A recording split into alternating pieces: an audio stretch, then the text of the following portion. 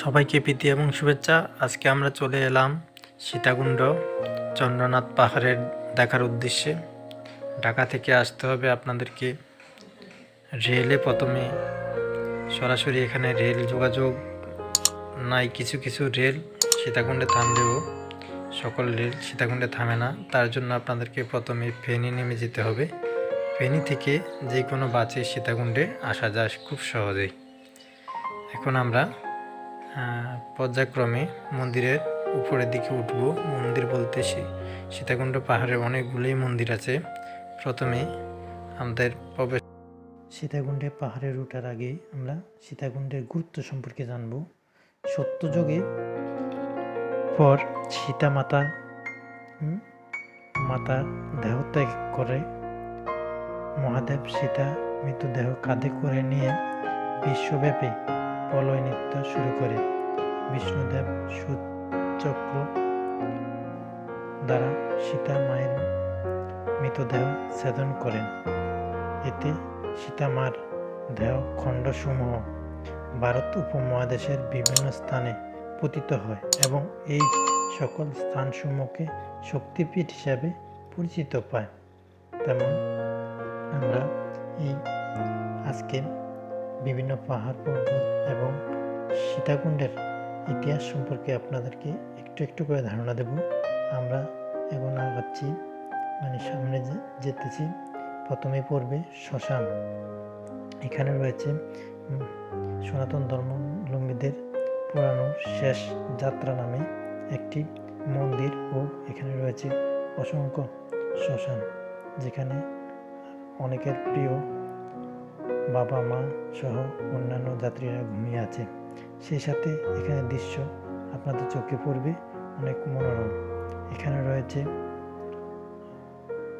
শিব মন্দির এবং কালী মন্দির, রয়েছে শ্মশানের দীননাথ মন্দির, সেই সাথে অনেক সৌন্দর্যের স্থান। এর পাশেই রয়েছে সৎসঙ্গ, যেটি অনেকের শ্রী অনুকূল চন্দ্র ঠাকুরের বাড়ি বলে পরিচিত। সেই সাথে আমরা চলে আসলাম একবারেই পাহাড়ের কাছাকাছি, যেখানে আর কিছুক্ষণ পরে আমরা উঠতে যাব পাহাড়ের পাদদেশে। ওঠার সময় কিছুদিন আগেও এখানে তেমন ব্যবস্থা ছিল না, এখন আধুনিকায়ন হয়েছে। সেই সাথে পৌর এবং অন্যান্য সরকারি এবং ব্যক্তিগত উদ্যোগে এখানে অনেক উন্নয়ন ঘটেছে, যা চোখে পড়ার মতো। মানুষের হাঁটা চলার জন্য সিঁড়িও রয়েছে, অনেক গুরুত্বপূর্ণ বলে বোঝাই যাচ্ছে। তাই সবাই চলুন আমরা সামনের দিকে গিয়ে দেখি। আমাদের তীর্থস্থানে যাত্রীরা উঠতে হলে অবশ্যই লাঠি নিয়ে উঠবেন, কেননা শুধু এখানে ইয়ং না, ইয়ং বৃদ্ধ যারাই উঠুন না কেন, সবার জন্য একটি লাঠি অনেক গুরুত্বপূর্ণ বহন করে। পাহাড়ের অনেকাংশে ওঠার সময় দেখা যাবে মুক্তিযুদ্ধের সময় 1971 সালে সীতাকুণ্ডের এই পাহাড়ি অঞ্চলের কিছু মানুষের ইতিহাসকে ধারণ করে জেলা প্রশাসক এখানে একটি মৃত্যুঞ্জয় মিত্র নামে একটি স্থাপনা তৈরি করেন, যা থেকে মানুষ মুক্তিযুদ্ধের প্রকৃত ইতিহাস ও এর ধারণা পেয়ে থাকেন।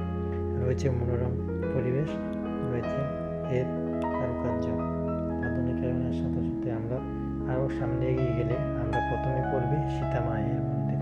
সীতা মাতা যেখানে অবস্থান করত, বনবাসে এখানে এসে অবস্থান করেছিল, সেই স্থানটিও এর পাশে।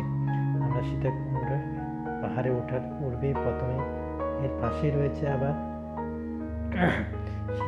এর পাশে রয়েছে যে মন্দিরটি দেখছেন, এটি হচ্ছে হনুমান, শ্রী হনুমানের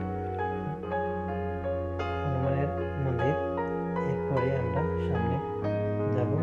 আপনারা আমাদের ভিডিওটি দেখুন এবং প্রাকৃতিক পরিবেশ অনেক সুন্দর, এখানে দেখার মতো। ওঠার সময় লাঠি দিয়ে অবশ্যই পাহাড়ে উঠতে হয়, এখানে লাঠি ছাড়া উঠলে মনে করবেন যে বিপদে পড়বেন।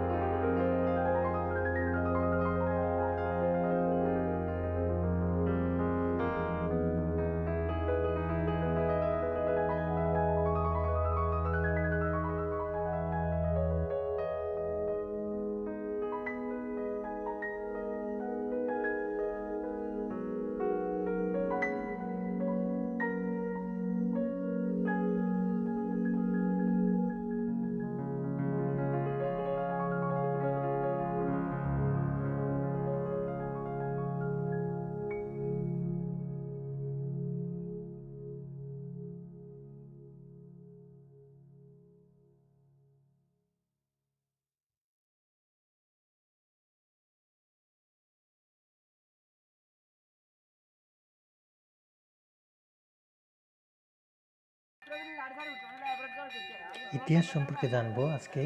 সীতাকুণ্ডের রাজমালা অনুসারে প্রায় 800 বছর পূর্বে গৌড়ীয় বিখ্যাত আদিসুর বংশধর রাজা বিশ্বম্বর সমুদ্রপথে চন্দ্রনাথে পৌঁছার চেষ্টা করেন।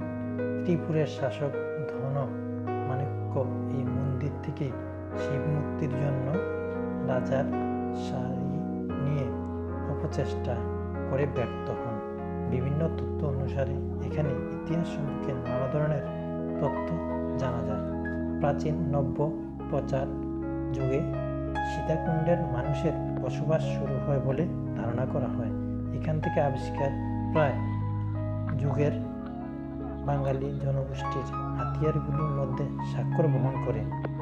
ইতিহাস থেকে যতটুকু জানা গেছে, 6ষ্ঠ এবং 7ম শতাব্দীর সম্পূর্ণ চট্টগ্রাম অঞ্চলে আরাকান রাজ্যের অধীনস্থ ছিল। এই পর শতাব্দীর এই অঞ্চলের শাসন চলে আসে পাল সম্রাট ধর্মপাল দ্বারা। এই হতে 1770 থেকে 1810 খ্রিস্টাব্দ সোনারগাঁও এর সুলতান ফখরুদ্দিন মুন্সা 1338 থেকে 1349 সাল 1340 খ্রিস্টাব্দে এই অঞ্চলে অধিগ্রহণ করে।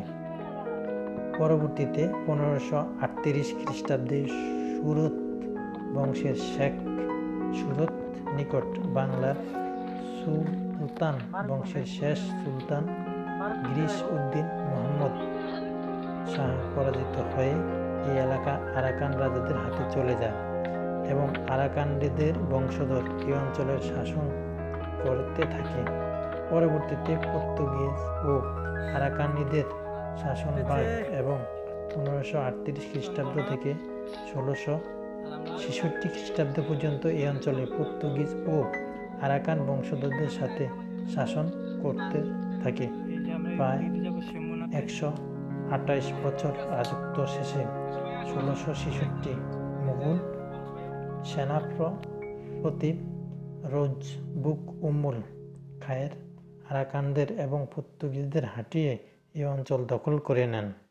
এখানে আমরা বিভিন্ন প্রাকৃতির মাঝেও আপনাদের ইতিহাসটি তুলে ধরার চেষ্টা করেছিলাম।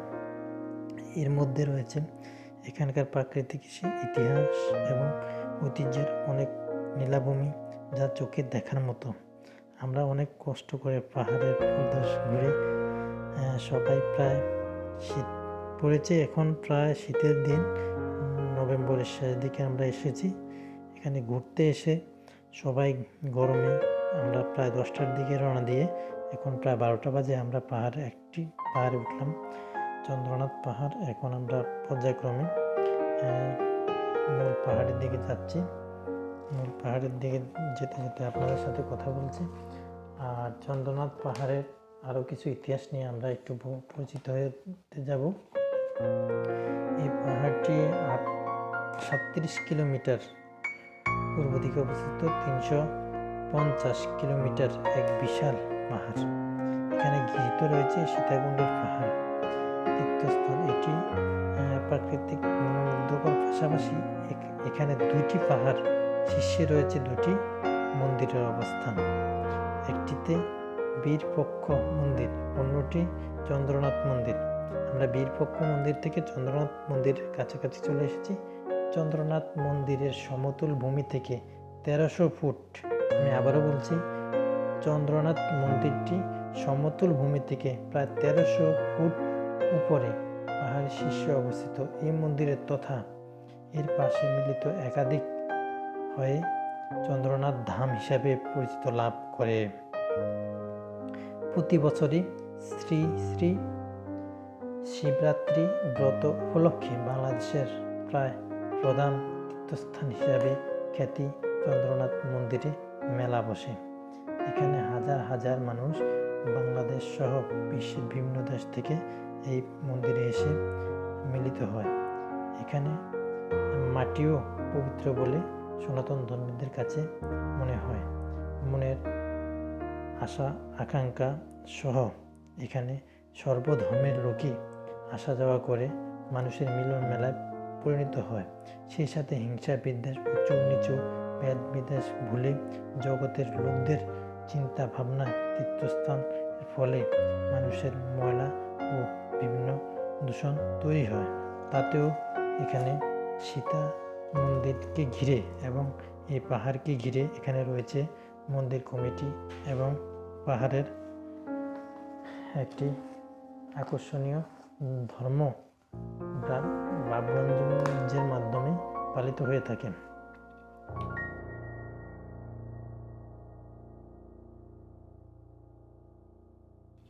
আমরা সীতাকুণ্ড পাহাড়ের একবারই মূল মন্দির, যাকে চন্দ্রনাথ ধাম নামে পরিচিত, সেই মন্দিরের কাছাকাছি চলে আসলাম। আপনাদেরকে দেখাতে চেষ্টা করব মন্দিরের ভিতরের অংশে। আমরা মন্দিরের পবিত্রতা রক্ষার জন্য এখানে কিছু নিয়মকানুন মেনে তারপর মন্দিরে প্রবেশ করতে হয়। এখানে প্রবেশ করার পূর্বেই আপনাকে জুতো রেখে প্রবেশ করতে হবে।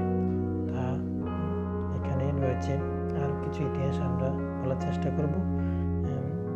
মন্দিরের প্রায় কাজটি পুনর্নির্মাণ কাজটি 1920 খ্রিস্টাব্দ থেকে 1924 খ্রিস্টাব্দে এই মন্দিরের পুনরায় ত্রিপুরা মহারানী রত্নমঞ্জুরি এই মন্দিরের কাজ করেন। এছাড়াও মধ্য পাহাড়ে আছে আরও কয়েকটি বেশ মন্দির। সেই মন্দির যেমন রয়েছে, এই মন্দির ছাড়াও রয়েছে রামকুণ্ড, লক্ষণকুণ্ড মন্দির এবং বিশেষ উল্লেখযোগ্য মন্দিরগুলোর মধ্যে রয়েছে এই তীর্থস্থানের পূজা অর্চনা শম্ভ মন্দির। কোনো উঁচু নিচু পাহাড়ের যদিও তা সম্ভব হয় না, এই মন্দিরে পূজা অর্চনা সবসময় চলতে থাকে। প্রতিদিনই এখানে সেবায়েত তার পূজা দিয়ে থাকেন। এখানে আরও অনেক কিছুই আপনাদেরকে দেখানোর চেষ্টা করব। এখান থেকে অনেক দূরের দৃশ্যগুলো অনেক মনোরম। মন্দির থেকে আমরা মন্দিরে পূজা দিয়ে এখন নামার চেষ্টা করবো। তবে মন্দিরের ভিতরে ছবি ওঠানো নিষেধ বলে আমরা মন্দিরের ভিতরে ছবিটি নিতে পারি নাই। এই জন্য আপনাদের কাছে ক্ষমা প্রার্থী। আমরা মন্দির থেকে নেমে যাচ্ছি। আপনাদেরকে এখন আমাদের সাথে আমরা প্রায় অনেক লোকই আসছি একসাথে। এখানে অনেক লোক হলে সুবিধা হয়, যেন পাহাড়ের মধ্যে অনেক ভয় ভীতি থাকে। এখানের মধ্যে আইনশৃঙ্খলার যদি মেলা পরবর্তীতে আসা হয় তাহলে নিজেদের মধ্যে একটু জনসংখ্যা বেশি আসলে আর তেমন ক্ষতি হয় না।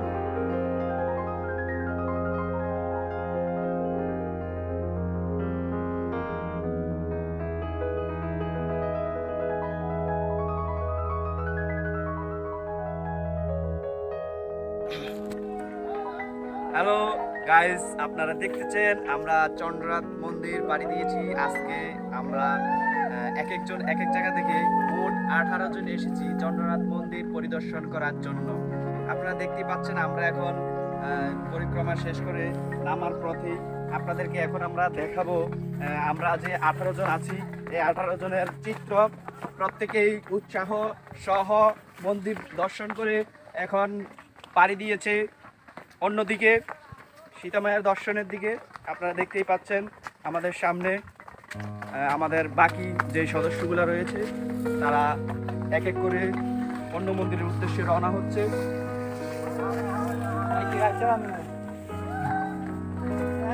আপনারা দেখতেই পাচ্ছেন আমাদের সামনে এক দল সদস্য আছে যারা মন্দির দর্শন করার পর অন্যদিকে পাড়ি দিয়েছে। তো আশা করি আপনারা আমাদের শেষ পর্যন্ত ভিডিওগুলো দেখবেন। ভালো লাগলে লাইক করবেন, কমেন্ট করতে ভুলবেন না আপনার মতামত এবং শেয়ার করবেন। সকলকে অসংখ্য ধন্যবাদ।